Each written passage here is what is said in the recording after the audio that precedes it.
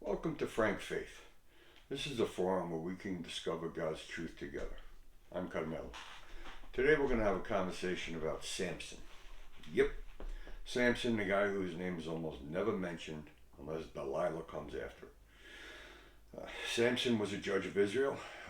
His story can be found in the book of Judges, chapters 13 through 16. Now, a lot of people like, oh, Samson, big, tough, strong Samson. Samson wasn't really a very strong man at all. Physically, very much so. Emotionally, mentally, and spiritually, yeah, he was a freaking lightweight. A loser. I'll even go that far. Um, what is a real man supposed to be like? Okay. A lot of people think it's all about the machismo and the masculinity and I'm a tough guy and all of that BS. That ain't being a man. Being a man is doing what you're supposed to do, doing what you know you're supposed to do. So let's take a look at Samson and see where he screwed up. So now, let's dig into Samson's life a little more. So Samson was born as a Nazarite. His birth was foretold to his mother and father, and the angel of the Lord had told her, I'll read it to you. Behold, you are infertile and have no children, but you shall conceive and give birth to a son. Therefore, be careful not to drink wine or any other intoxicating drink, and do not eat anything ceremonially unclean. For behold, you shall conceive and give birth to a son. No razor shall come upon his head, for the boy shall be a Nazarite, dedicated to God from birth, and he shall begin to rescue Israel from the hands of the Philistines. So this was his prophesied birth, which obviously happened pretty quickly. And the guy, Samson was very powerful. He was given superhuman strength, basically from God. And this guy could have any woman he wanted, without question. Any woman he wanted, he could have had. Samson was just the one, always looking out for himself. I can tell you right now, in these 13, 14, 15, in these 4 chapters, I honestly, I don't see anything that is endearing of Samson. It was a very selfish dude, man. He had an ego the size of the Grand Canyon. Let me tell you this one here. Okay, so here we go. Chapter 14 of Judges. Samson went down to Timnah, and at Timnah he saw a woman, one of the daughters of the Philistines. So he went back and told his father and his mother, I saw a woman in Timnah, one of the daughters of the Philistines. Now get her for me as a wife. I mean, that's kind of a little arrogant to push it that far. Whatever, maybe that's the times, I don't know. But his father and mother said to him, Is there no woman among the daughters of your relatives or among all our people that you must go and take a wife from the uncircumcised pagan Philistines? They're like, come on, man, what are you doing here? You're supposed to be an Israelite. What are you doing messing with these foreigners? I mean, way, way, way back in scriptures, in Deuteronomy, throughout all of these, the beginning, first 5 books, the Pentateuch, they're warned about intermingling with foreigners. But obviously, he doesn't care because he said to her, Samson said to his parents, get her for me because she looks pleasing to me. Yeah, she looks great. So Samson refused to listen to the advices of his parents. He had to get them. All right, he had to have what he wanted when he wanted, and that's that. So here is Samson marrying this woman. They're having a wedding feast. Okay. So when the people saw him, they brought 30 companions who were wedding attendants to be with him, but they were all Philistines. This guy apparently had no Israelite friends. Every time he's with somebody other than his mother or father, it's a Philistine. Go figure. So he gets these 30 attendants at his wedding. And then he says to them, let me ask you a riddle. So he asks them a riddle. Um, they have 7 days, all the days of the wedding festival, to answer this riddle. Now, should they answer the riddle, Sampson will give them 30 changes of clothing and, what is it here? 30 linen tunics and 30 changes of outer clothing. Okay? So this was the deal. If they could not answer it, they would give him 30 tunics and 30 outer garments. But if they could answer it, then he would give them 30 30 items. Obviously, one for each man. So, in Judges 14, verse 12, Samson said to them, these are his 30 attendants, let me now ask you a riddle. If you can tell me what it is within the 7 days of the feast and solve it, then I will give you 30 linen tunics and 30 changes of clothing. But if you aren't able to tell me the answer, then you shall give me 30 linen tunics and 30 changes of clothing. And they said to him, ask your riddle, so that we may hear it. So he asked them the riddle. Not relevant to the story at this point, to the video. So on the fourth day, they spent 3 days trying to guess the riddle, and nobody could figure it out. So on the fourth day, verse 15, they said to Samson's wife, persuade your husband to tell us through you the answer to the riddle, or we will burn you and your father's household with fire. Have you invited us to make us poor? Is this not true?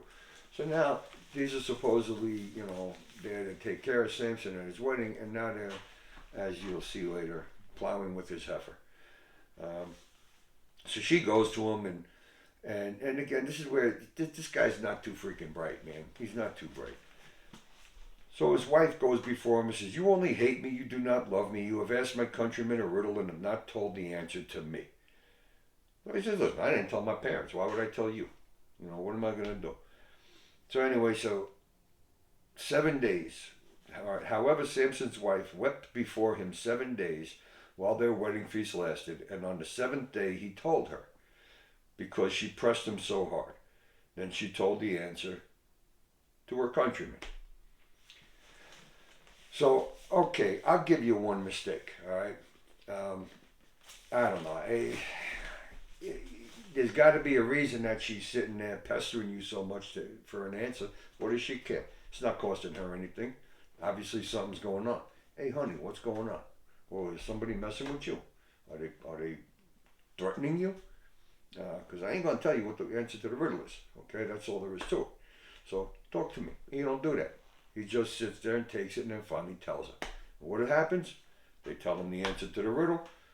So now he has to go and get them 30 tunics and 30 changes of clothing. But here's what he does. The Spirit of the Lord came upon him mightily, and he went down to Ashkelon and killed 30 of them and took their gear and gave changes of clothes to those who had explained the riddle. And his anger burned, and he went up to his father's house. Now this is where his ego pops in. I mean, this guy had a stupid ego. It was ridiculous. All right. So he takes off and he splits. Samson's wife was given to his companion, who had been his friend. Again, freaking Philistines. I mean, whatever. You don't have any Hebrew buddies. Everybody's Philistine. Anyway, so after a while, this is chapter 15 now. In the time of wheat harvest, Samson went to visit his wife with a young goat as a gift of reconciliation, and he said, I will go into my wife in her room. But her father would not allow him to go in. So basically, as you just saw, the father gave the girl to one of his buddies. Father offers the younger one, and he's like, nah, I don't want that one. I want the one that I wanted. So Samson says, this time I shall be blameless in regard to the Philistines when I do them harm.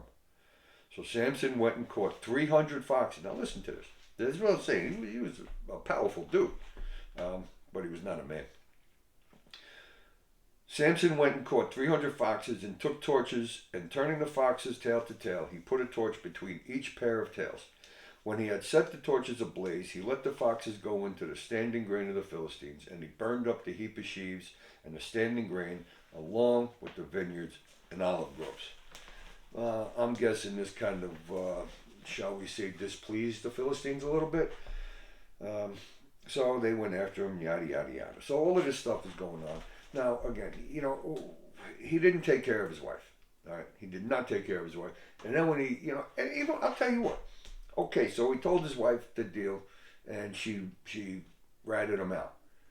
Okay, fine. Now you're going to freaking go off and sulk and leave you. Come on, man. Grow up. Put on your big boy pants. Let's do this right, okay? He goes off and he sulks. Comes back. His wife is no longer his wife. And then he goes and burns up all of this stuff. So now the Philistines are pissed. So anyway, there's other things that go on. All right, so a little later on, Samson goes back down there. In chapter 16, verse 4. After this is after another issue with prostitutes and whatnot, and he rips doorposts out and pulls them up and whatever. After this, he fell in love with a Philistine woman living in the valley of Sorek, whose name was Delilah. So the 5 lords, the 5 governors of the Philistines, came to her and said to her, "Persuade him and see where his great strength lies. Find out how we may overpower him, that we may bind him to subdue him, and each of us will give you 1,100 pieces of silver." I don't know how much money that is, but I mean, heck, Jesus was sold for 30 pieces of silver. So I'm guessing it's a goodly amount of money. Now, you know what? Maybe she loved him, maybe she didn't. But each one of us will give you 1,100 pieces of silver, and there are 5 of them. You do the math, man. That's a lot of money right there. So, the love of money is the root of all sorts of evil. Anyway, so she obviously agrees because she wants the cash, and hey, why not? So she goes to him one day and says, what is the secret behind your strength? What makes you so powerful? So he said to her, I guess toying with her, "If they bind me with 7 fresh cords that have not been dried, then I will be weak and be as any other man." So naturally, she binds him with the 7 fresh cords. Okay? After, the Philistine lords brought the cords and all of this stuff. So she binds him. She binds him with them. And now, here's the crazy thing. Now, she had men lying in ambush in an inner room. In her home. In an inner room. Okay? And she said to him, "The Philistines are upon you, Samson." Of course, he gets up, he breaks the cords, and he beats the crap out of everybody and whatever. Again, I mean, how smart is this guy? All right? First, you go through this with your wife. And, all right, I get it. One time, yeah, it is what it is. You go pout, you do your little BS garbage, whatever. But now, I mean, think about this, bro. Come on. The simple fact is, now you got this other woman you're in love with, okay? And she's asking you these questions about, how you're so strong. I could see a test, like you just did. I'll give you a test. Yeah, sign me up with these things, and I'm not going to be able to, I'll be weak. I won't be able to do anything. Instead of being smart when she says the Philistines are upon you and he snaps them like freaking thread. I mean, how do you not just be like, yeah, no way, baby. This ain't working. But no, he doesn't do that. Instead, she says to him, "See now, you have mocked me and told me lies. Now, please tell me truthfully how you may be bound." So, all right. Well, what's going on behind your brain there, Samson? In your brain? I don't know, man. Maybe there's just not a lot of light going on behind the retinas. I'm not sure. But then he says to her, "If they bind me tightly with new ropes that have not been used, then I will become weak and be like any other man." So what does she do? Binds him tightly with 7 ropes that have never been used and says to him,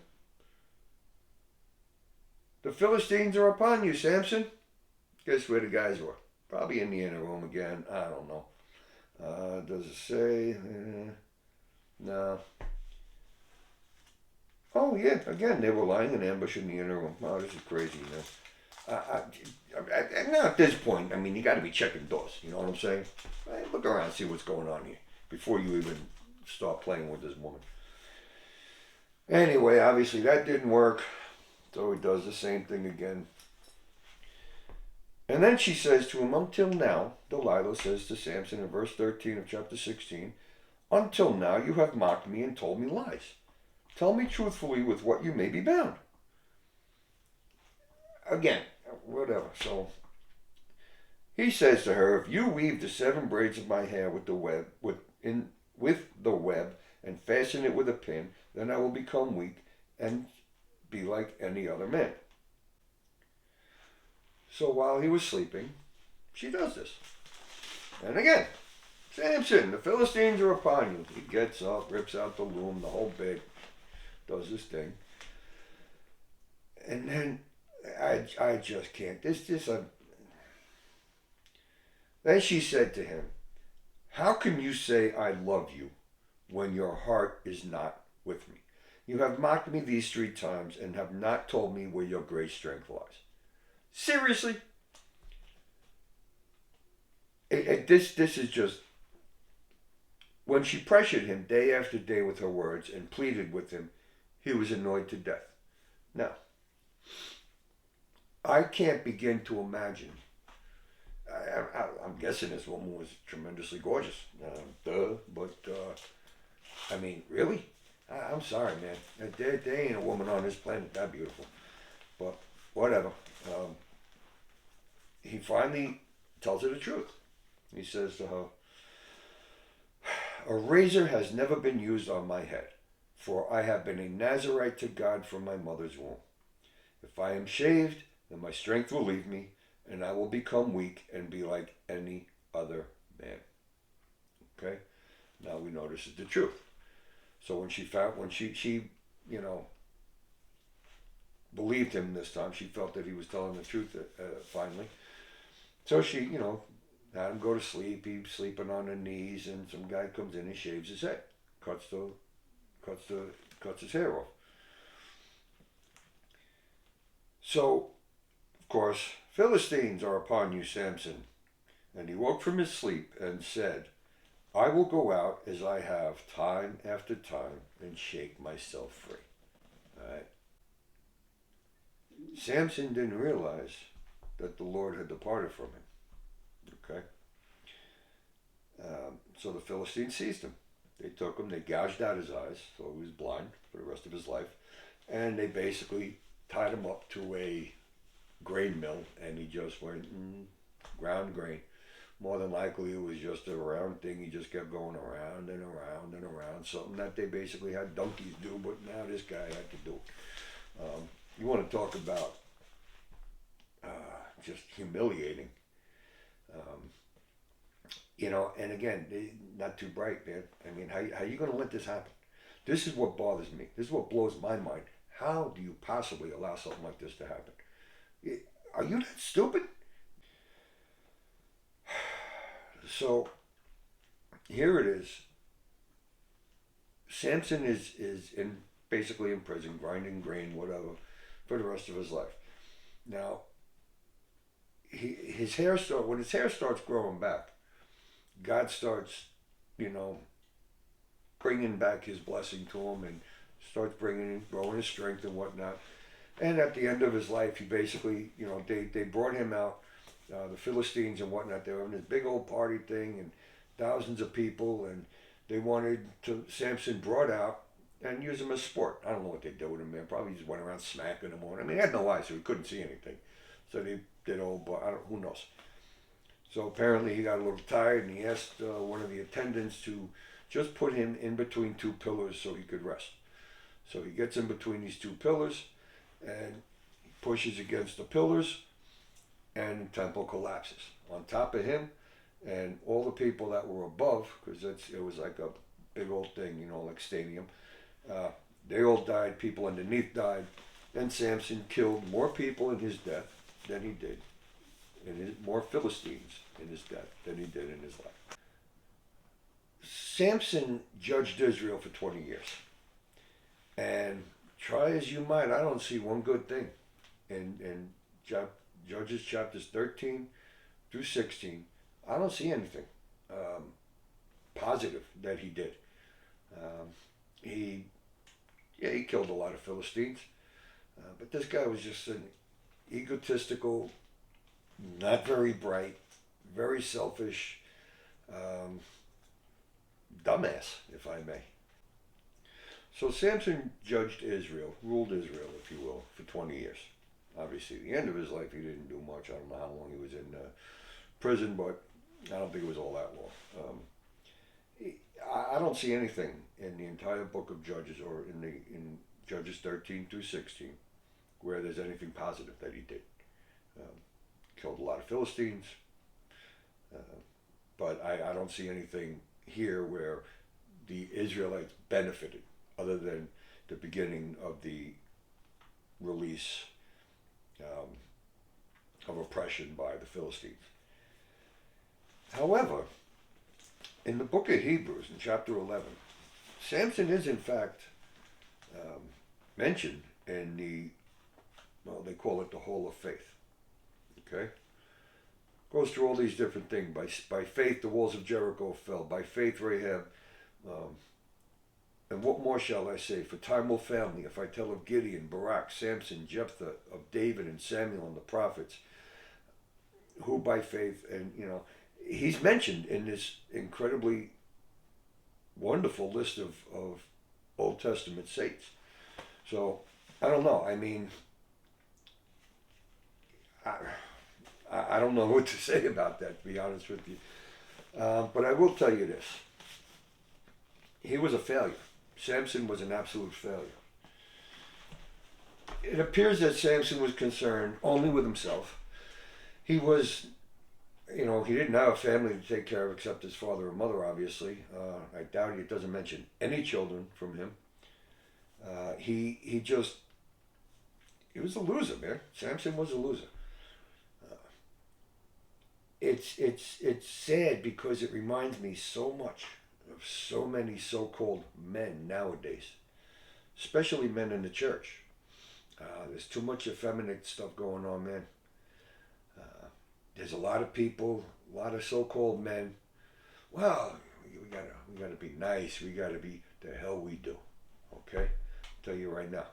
You want to talk about, and this goes into politics and everything. Are we supposed to be men? Are we supposed to be men of courage, men of strength? What Samson did was, in my opinion, a joke. All right, he took care of himself, and that was it. Now, today, men are not taking care of their wives.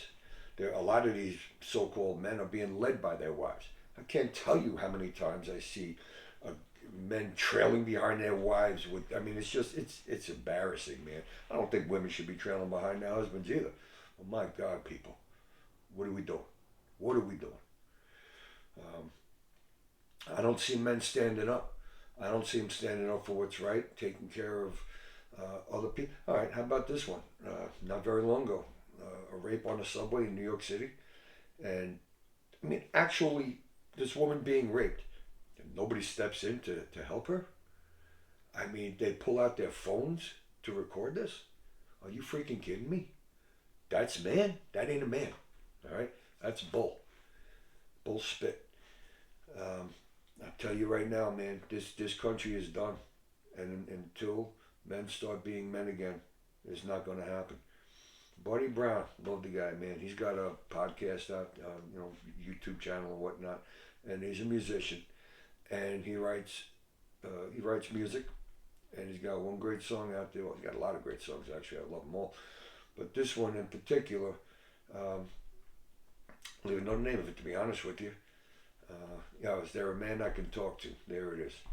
It's the fact. You drive down the street, you're very likely to see a car on the side of the road waiting for help. And there's a man in there. What's the matter? I got a flat tire. Get your freaking jack and your tire out of your car and change the damn thing. And if you don't know how to change a tire, man, you better learn damn fast.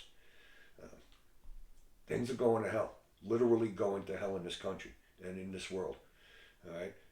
All these little girly men that are out there, they're not going to survive.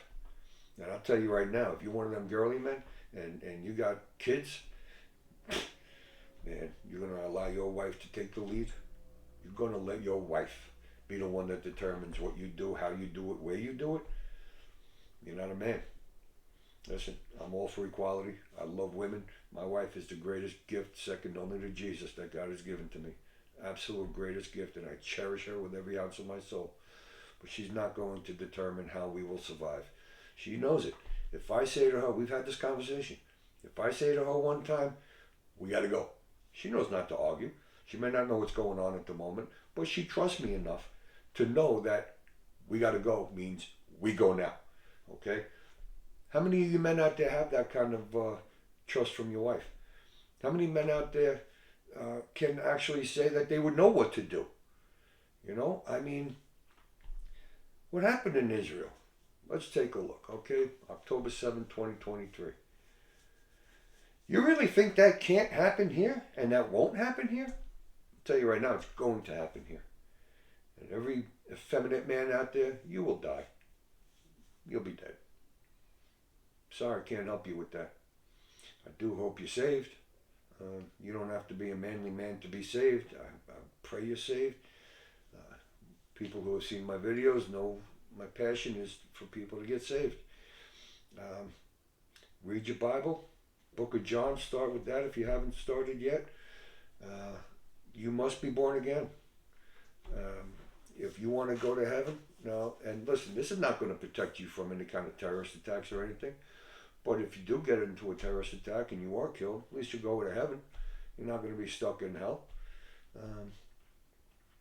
It's very dangerous times we have now, man. Very exciting times. Very, very biblical times. Everything that's going on now has been prophesied. So I'm going to ask very nicely.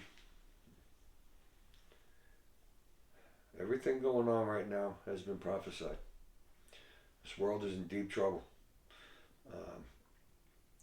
I'm going to beg y'all, come to Christ, man. Come to faith. Time is short. The rapture is going to be coming pretty soon, I think. And I'd hate to be up there and know that, well, I'll figure something else. Time is short. Time is very, very short. I just hope that you can, you know.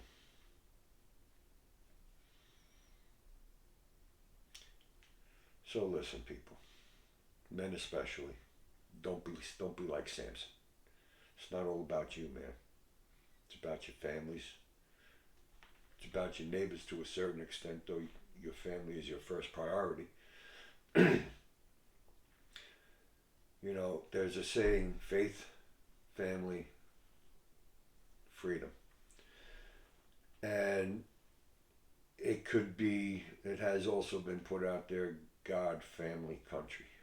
Okay? That's the proper order. God is number one. Above all. Above everyone, above everything. Your family, just below. Okay? Take care of your family. Right now, this country, I'm not going to worry too much about it because I'll be honest with you, I think it's over. I had a good run. 1776 to 2023. Not bad. Almost 250 years. We got close. But it's going to be ugly out there, man. Don't be a Sampson. Don't be a Sampson. Don't worry about yourself. Worry about your family. What are you doing with your time? Are you spending the time with your children? Does your wife know? Does your wife know that if you say, we got to go, that she'll follow you? Or is she going to sit there and question you for 3 hours? When those 3 hours may mean the difference between life and death. It's quite possible that 1 hour could mean the difference between life and death, escape and not. You know, I live on Long Island. This is not going to be an easy place to get off of when the time comes. got my plans. I got some things going, but it's not going to be easy. And I'll tell you right now, the vast majority of people on this island are going to die when the SHF um, event hits. So let's man up, people. Let's get our Bibles out. Let's start learning. Let's start studying. Don't be a Samson. Be a brave man. Be a strong man. Be a compassionate man. Okay?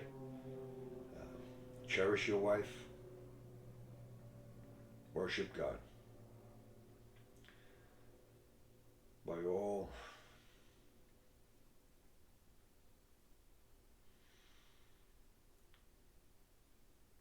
How do I end this?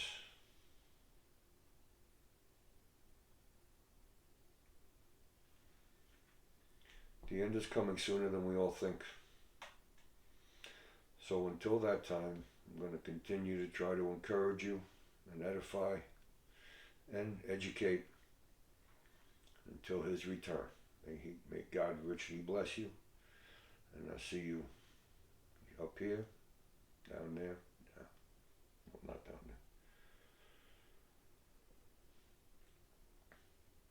there. Until then, may God richly bless you. Ciao.